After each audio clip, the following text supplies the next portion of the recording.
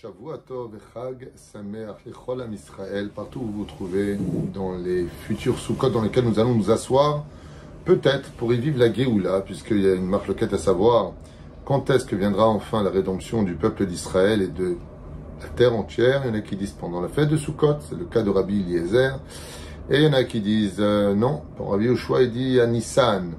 Mais il y a d'autres marloquettes que nous allons voir en ce dimanche matin, 5 du mois d'octobre et 13 du mois de Tishri, pour le meilleur de nos oreilles et pour Bezrat Hashem, un judaïsme expliqué pour ce shiur que nous a offert gracieusement par la tzadika Anaël Kochava Ma'arek, pour remercier Akadosh Baruch Hu ainsi que les tzadikim, auxquels elle souhaite aussi pour elle-même santé, bonne nouvelle, pour toute la famille Kochava Bat Chana Kol Am Israël. Toda Rabba. Et on commence tout de suite notre shiur en espérant que chaque mot Bezrat Hashem Yesapek Viten Lanu Kol Mishalot Libenu Lavodato Itbarach. Que du bonheur pour vous tous, pour tous nos blessés, tous nos malades, Kol Am Israël, Bechol Atar Ve'atar V'chayalenu. Que Dieu ramène nos otages par le mérite de cette fête de Sukkot, Be'ezrat Hashem. Trop de temps sont passés, et que la paix revienne au sein, Be'ezrat Hashem, de notre peuple et de la terre entière, Daïl et Tzarotenu Ve'baruch Haba Lesimchatenu, avec Melech HaMashiach. Tzidkenu. C'est vraiment parce qu'elle dit ici, pour remercier Hashem et les tzadikim, s'il y a vraiment une fête juive sur laquelle on réunit parfaitement les deux, c'est la fête de Sukkot, on rentre dans les bras d'Hachem, et la Soukha en général décorée avec la photo des tzadikim. Donc remercier Hachem de là où ils sont. De la même façon, on peut dire que la fête Be'ezrat Hashem Ishtabach V'Italesh Molad de Sukkot est une fête très spéciale. Et je vous invite pour ce premier volet, parce que nous avons beaucoup de shiurim à faire, vous voyez, je vous montre exceptionnellement, chaque ligne que vous voyez ici, c'est un cours sur Sukkot, entier. C'est juste des titres, il y en a là et derrière aussi. Vous pouvez le constater. Baruch Hashem, il y a beaucoup de quoi discuter sur cette fête malgré tous les nombreux cours que nous avons déjà diffusés sur toratraim.net. Alors la première question qui va déboucher sur le cours. La Gemara dans Masechet Sukkah, Bedaf Yud Aleph Amud Bet, nous parle d'une fameuse marloquette, conflit, à savoir en quoi et pour quel souvenir nous faisons et fêtons, commémorons la fête de Sukkot. Rabbi Akiva nous dit, parce que Dieu nous a installés dans les Sukkot. Et nous avons fait, quand nous sommes sortis du pays d'Égypte, pour chaque famille, chacun sa Soukha. Donc, la Soukha vient commémorer les Sukkot que nous avons construites. Rabbi Eliezer, lui, dit, et la halakha sera comme Rabbi Eliezer, même si dans l'absolu, les deux opinions sont respectées, car nous construisons des Sukkot chaque année, comme le dit Rabbi Akiva, mais une fois que la Soukha est construite, le Shulchan Aruch nous dit, Zecher le'anane kavot, en souvenir de la gloire de Dieu qui nous a accompagnés dans le désert pendant ces 40 années. Rabbi Eliezer nous dit non, les Sukkot sont faites en souvenir des Anane Kavod. Sur ce, la question maintenant qui se pose, c'est que dans les deux cas de figure, nous avons un problème. C'est que la date commémorative de Sukkot n'a rien à voir avec le mois de Tishri, car nous sommes sortis d'Égypte, des Choulé Alma, au mois de Nissan.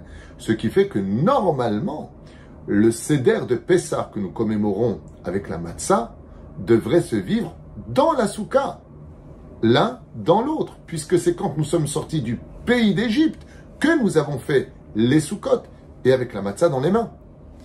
Pourquoi donc la fête de Soukha est différente, aussi bien au niveau de sa commémoration, puisqu'on ne mange pas de Matzah dans la Soukha, et de qui plus est, pourquoi dans une date qui n'a rien à voir avec la sortie du pays d'Égypte? Sur la Géoula, Rabbi Yoshua il dit à Nissan, Rabbi Eliezer il dit à Tishri. Mais pour la Soukha, qui commémore la sortie d'Égypte, Zecher liyitziat Mitzraïm, quel rapport y a-t-il avec le mois de Tishri, et surtout le 15 du mois, de ce mois si important? Une réponse simple qui conviendrait à tout le monde. Eh oui, on ne met pas deux couronnes sur une tête. Étant donné qu'il y a les trois fêtes juives, Pessah, Shavuot et Sukkot, si on avait mis les fêtes ensemble, alors qui on aurait le plus honoré? La Matzah ou la Soukha? Ainsi donc, chaque roi a son royaume, et chaque fête a son mois. Au mois de Nissan, fête de Pessah. Au mois de Sivan, fête de Shavuot. Au mois de Tishri, la fête de Soukha, de la Soukha. Ça, tout le monde le comprend.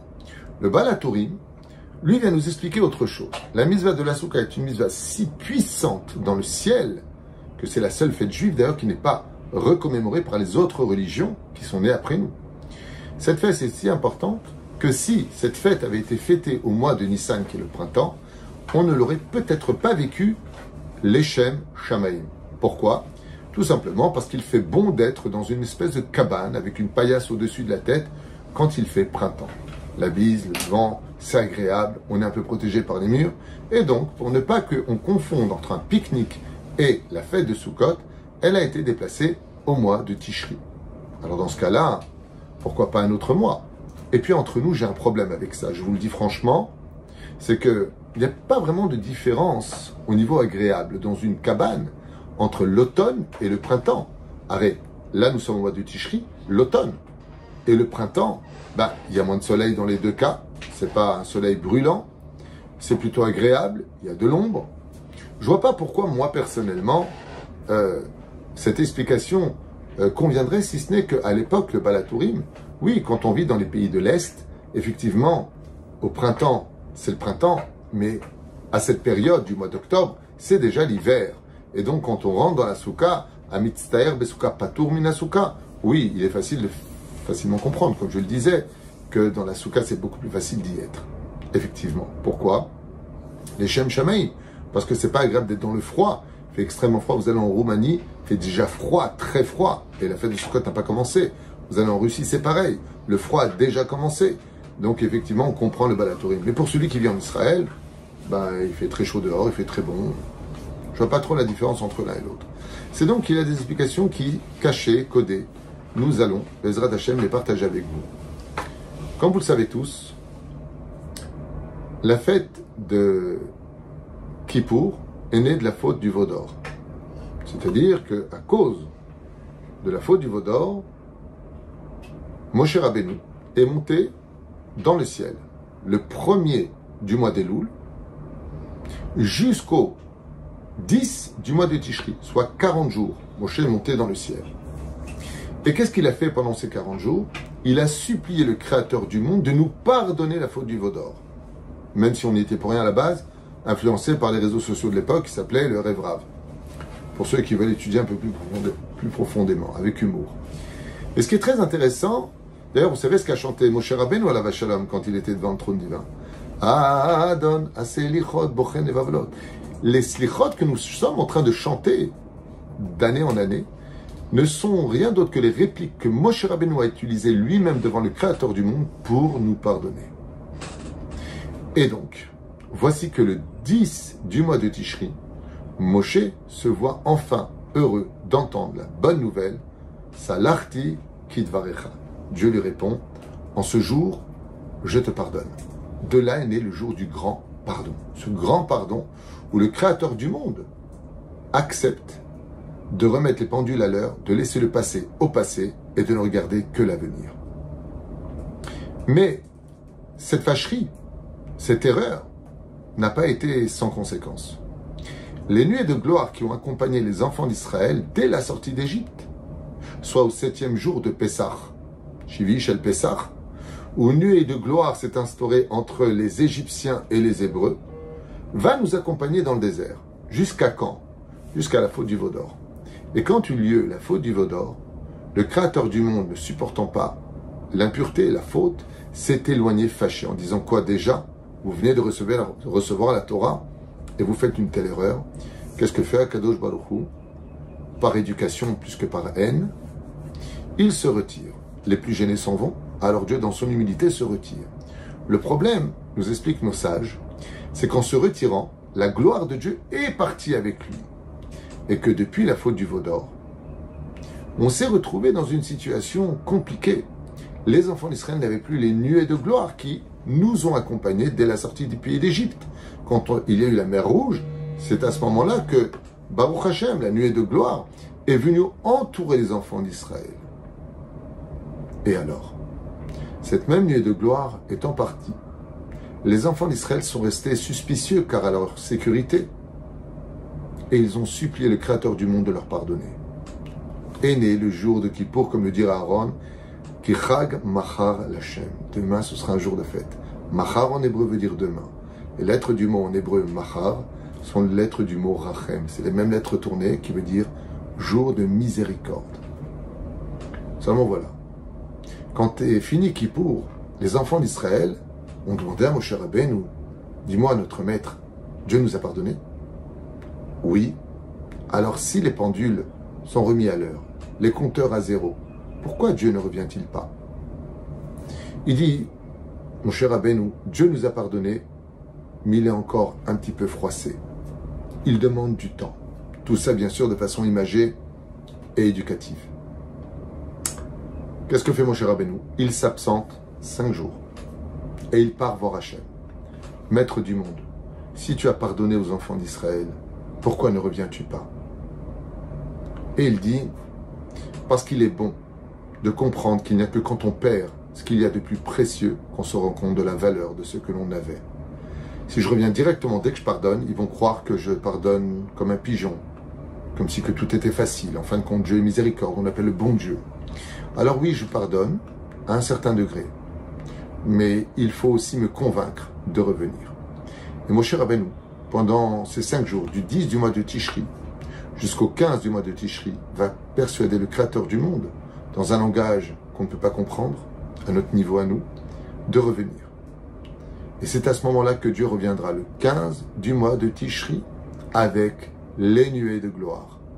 Et ça vient démontrer qu'en réalité, nous fêtons et commémorons donc la fête de Sukkot exactement à la date initiale. Car en réalité, ce que dit Rabbi Akiva, c'est la commémoration des Sukkot que nous avons construites à la sortie du pays d'Égypte. Donc oui, les Sukkot que nous faisons et que nous fabriquons dans chaque famille prend exactement son rôle, tout comme nous a fabriqués, on les fabrique aujourd'hui. Il n'y a pas de problème.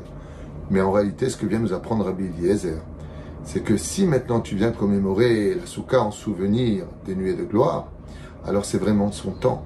Non pas celle de la sortie du pays d'Égypte, mais celle du retour du Créateur du monde, qui montre cette foi et qui prouve cette foi qu'il vient trinquer avec nous, nous prendre dans ses bras.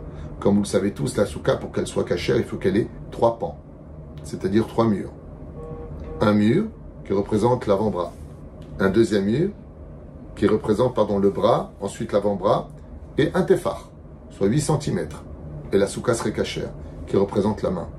Le Créateur du monde, maintenant qu'il nous a pardonné à Kippour, vient nous dire, viens dans mes bras et sois heureux. Car il n'y a pas plus grand et plus magnifique que le retour d'Israël dans l'amour de Dieu. La Souka, c'est par excellence, mais sa Marta Bechagecha Baitar, sa mère. C'est la fête duquel la Torah nous ordonne d'être particulièrement heureux. Pour des sujets que nous allons voir au fur et à mesure de ces cours pendant cette semaine de Sukkot qui arrive à nous les Tova Blibracha, en espérant Ufros Anu Sukkot Shelomecha. J'aimerais juste donc finir avec quelque chose de très important. Hormis le fait d'avoir compris Bezrat Hashem que la fête de Souka, la fête de Sukkot est une fête si grandiose, si importante, que les nations du monde, quand il y aura la rédemption finale et la vérité sur terre, viendront et eux-mêmes apporter des sacrifices à cette époque-là, comme ça nous dit le Talmud, la Tilavo, à la fin des temps, on verra qui vivra verra, après chacun ses convictions et ses croyances. Mais en tout cas, chez nous les Juifs, cette fête sera une fête de réunification, même si le Talmud dans Maseret Avodah Zarah nous dit que les nations du monde ne pourraient pas supporter la fête de Sukkot, à un certain degré, de son ampleur et de sa grandeur. Et ce qui est très intéressant, c'est de retenir un commentaire sur la Souka qui parle à tous les cœurs. Vous savez que la Souka, c'est le dévoilement du Or HaMakif, la lumière du premier jour qui entoure la Souka. Et la Souka à l'intérieur est empreinte du Or HaPnimi, qu'on appelle la lumière intérieure. Et j'ai lu un magnifique commentaire du Rav Yoram Abergel, à la Vachalom, qui dit que comment on peut savoir si vraiment on a vécu ou pas cette lumière intense que seuls les grandes sadikim peuvent ressentir. Et la question qui se pose, c'est pourquoi est-ce que nos sages de mémoire bénie, eux, pourraient ressentir ce que des juifs ordinaires comme moi, on ne pourrait pas forcément ressentir. Et la réponse est très belle. C'est que ce qu'offre cette lumière du premier jour, c'est un amour infini. Un amour infini, empreint de hiérarchie, empreint de règles, bien sûr, et de limites. mais qui en réalité est capable d'aimer l'autre. Et si, après avoir été pardonné le jour du grand pardon à Kippour, nous, entre juifs, déjà au niveau de notre peuple, à nous, on n'est pas capable de s'aimer, c'est qu'on est rentré dans une maison de cabane et non pas dans la souka, duquel le surnom s'appelle Ufros el Souka Shlomecha, s'appelle la souka de la paix, s'appelle la souka du shalom. Et chaque fois que les juifs ne seront pas capables de s'unir, de s'aimer, de se respecter, dans cette cabane qui, de façon assez subite, vient montrer qu'il n'y a plus de riches et de pauvres. Quand on rentre dans la souka, des fois, je vous l'affirme, j'ai vu des soukottes de gens pauvres plus belles que ceux de gens riches. La souka vient nous apporter deux choses. L'unité du peuple, la singularité du peuple. C'est une fête qui s'adresse qu'à nous, mais surtout l'égalité du peuple. C'est pour cela d'ailleurs que j'ai souvent enseigné il y a de nombreuses années, mais la Marseillaise, qui est basée d'ailleurs sur trois principes. Liberté, égalité, fraternité. Ces trois principes sont pris de la Bible. Et je ne vous l'invente pas. Ilan, mon cher et tendre technicien, quelle est la fête qui représente la fête de la liberté? Il me répond Pessah, l'éphémérode. La fête de Pessah, Khérout, nous sommes sortis du pays d'Égypte.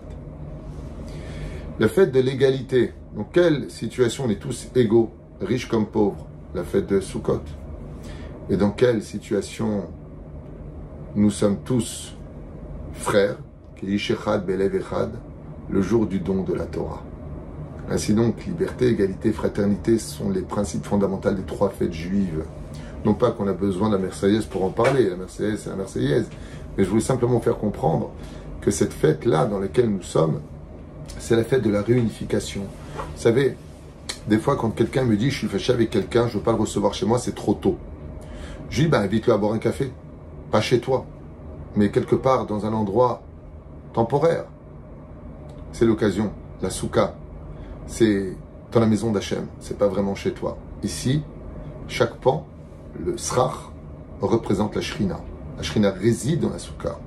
Et quand on va devant un Kadosh Baruch Hu, ici il faut être capable, de façon momentanée, de pouvoir accueillir en même temps les Ushpizin, les Sheva Ushpizin, mais aussi tout invité pour lui dire qu'il serait peut-être temps de vivre en paix. Sheniske Bezrat Hashem, grâce à nos tzadikim, en remerciant Hashem, que si même et combien même, on n'aurait pas la force de faire la paix pour nous-mêmes, alors qu'on le fasse pour l'Éternel, Dieu de l'univers. Sheniske Bezrat Hashem, Yeshua de Nechamot, le Hava ve'arva, Shalom ve'reut. Et une fois de plus, nous remercierons du fond du cœur Anaël Kochava Ma'arek pour avoir pris ce shiur, pour remercier Dieu, ainsi que tous les tzadikim du peuple d'Israël. Am Israël Chai Vekayam, Chag Sukkot, et surtout Sameach, Kol Tov.